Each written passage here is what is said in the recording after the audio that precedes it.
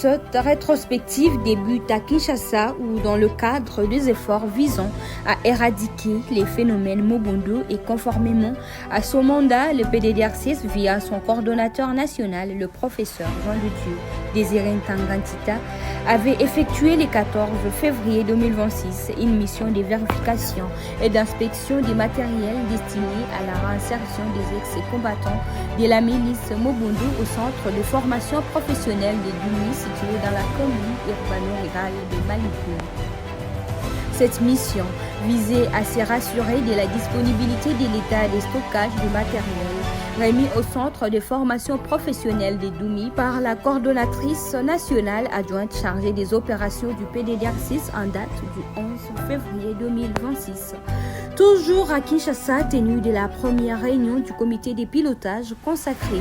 à la santé mentale et au soutien psychosocial pour la paix en RDC à Pullman Hotel le 18 février 2026, réunissant institutions publiques, partenaires techniques et financiers ainsi que les acteurs opérationnels du secteur. Le PDDR6 était représenté à cette réunion par son coordonnateur national, le professeur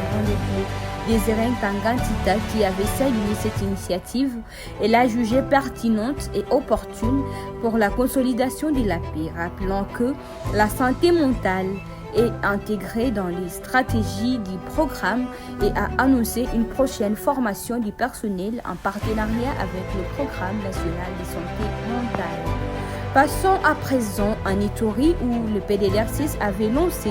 le jeudi 19 février 2026 à Bunia un atelier de renforcement des capacités de ces points focaux genre qui a tourné autour de l'agenda femmes, paix et sécurité, le genre, la stratégie nationale du programme ainsi que les outils de suivi évaluation genre. L'objectif de ces assises est d'harmoniser les approches et de renforcer l'intégration effective du genre et de l'inclusion sociale dans toutes les composantes du programme, désarmement, démobilisation, relèvement communautaire et stabilisation. Pour clôturer cette rétrospective au Nord Kivu dans le cadre du DDR mobile et avec l'appui technique de son service de désarmement démobilisation, l'antenne territoriale du PDDR6 Butembo-Lubero